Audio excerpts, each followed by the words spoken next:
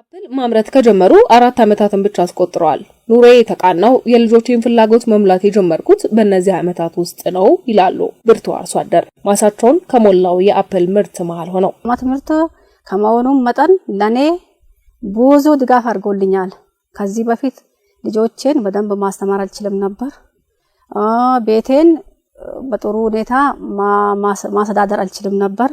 አሁን ዶሮ ብትሉ ንብ ብትሉ የወተት 100% ላም ብትሉ በቃ ሁሉም ነገሬ ችሎኛል።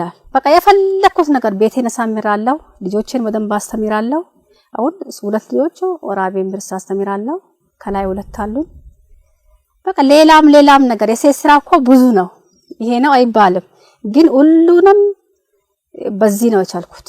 ከፍራፍሬዎች መካከል እንደ ቅንጦት ምግብ ይቆጠራል። ይህ ሆኖ በሀገራችን በብዛት አለመመረቱና ከውጪ መግባቱ ነው። አሁን ይህንን የአፕል ምርት የሚያመርቱ አርሶ አደሮች ታሪክን የተገላቢጦሽ አድርገውታል። ፍሬውን ሳይሆን ኑሮአቸውን የቅንጦት ሆናል። የአፕል ምርት በማሳቸው ያኖሩ አርሶ አደሮች ዛፉ ባደገ ቁጥር መሬታቸውን ለሌላ አትክልትና ፍራፍሬ መጠቀም እንዲችሉ ሆኗል። ፍሬውን ማምረት ከጀመሩ ጥቂት ዓመታትን ቢያስቆጥሩም ውጤታማነታቸው ግን የሚታይ ነው። የአፕል ምርት በጣም ውጤታማ የሚያደርግ ምርት ስለሆነ ሁሉም ሰው ቢያመርተው ብዙ ቦታ የሚፈጅ አይደለም። ቦታ ያባክንብኛል ብለ የምትጠራጠረው ምርት አይደለም። ውስጡ ላይ የተለያየ ነገር ማምረት የሚቻል ስለሆነ ይሄ የአፕል ምርት አስፍቶ ቢሰራ ሁሉም ሰው ተጠቃሚ ነው። ስለዚህ ሁሉም ሰው መስራት አለበት ብዬ ነው ማለት። አፕል በየጊዜው መናገር ይፈልጋል።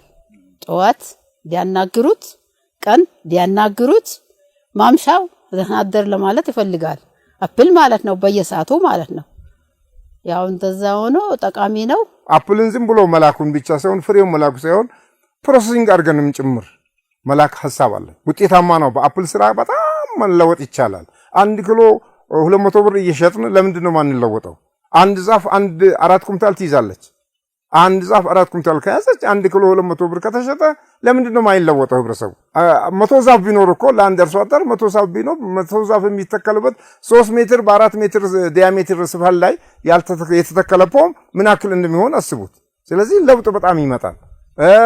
በፍሬው ብቻ ሳይሆን ደግሞ በችግኙ 30-40-30 የፍራፍሬ ልማት በስልጤ ዞን የሚገኙ ወረዳዎች ውጤታማ ማድረግ ተችሏል። ይህንን የተረዳው የግብርና ጽሕፈት ቤት ጣዕም ያላቸውን የአፕል ዘሮችን ከተለያዩ አካባቢዎች በማምጣት አሰራጭቷል። አሁን በ2 ችግኝ ጣቢያዎች በማፍላት ቀድሞ ከሌላ ቦታ ያመጡ የነበረውን ምርጥ ዘር በራስ ማምረት ችለዋል። በዚህም በምዕራብ አዘርነት በርበሬ ወረዳ ብቻ 625 ሄክታር መሬትን በአፕል መሸፈን ተችሏል። በአፕል አምራች ወረዳዎች አርሶ አደሮች የተሻለ ገቢን የሚያገኙበት መንገድም የመፍጠር ስራም ተሰርቷል። ባለሙያ አጠናክረው ነው የሚሰራው።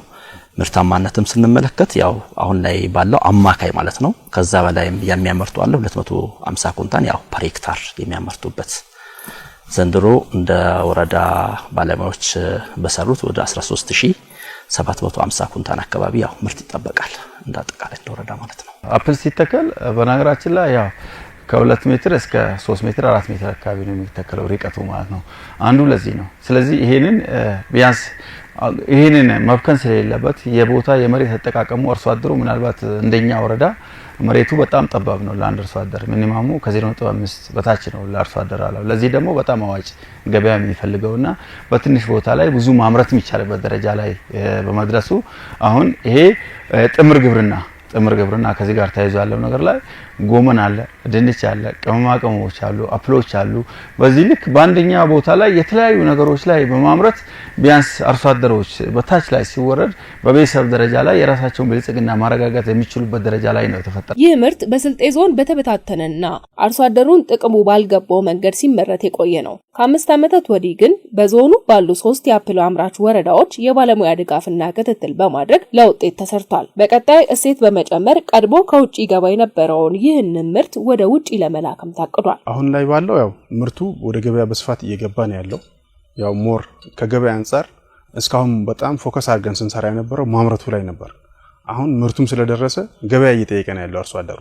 ስለዚህ ቀጣይ በተደራጀ መልኩ ምርቱን ከአካባቢ ገበያ እስከ ማዕከላዊ እስከ አዲስ አበባ ገበያ ከዛም እስከ ውጭ ገበያ ባለው ድረስ አርሶ አደሮች በመሰረታዊ ህብረት ስራ ማህበራት በዩኒየን በግብይት ህብረት ስራ ዩኒየኖች በማደራጀት ምርታቸውን ከራሳቸው አልፎ ወደ ሌሎች አካባቢዎች ለሀገርም የውጭ ምንዛሪ ማስገኘት በሚችልበት ደረጃ ላይ ለማድረግ ያው ማህበራትን ያደራጀን ያለነው አሁን ከዛ ባሻገር ደግሞ ገበያው የሚፈልጋቸው አይነት ዝርያዎችን መርጠን እየሰራን ያለነው። የአፕል አምራች አርሶ አደሮቹ የንብ ማነብና አትክልትና ፍራፍሬ ምርታማነታቸውም በዚሁ ልክ ታይቷል።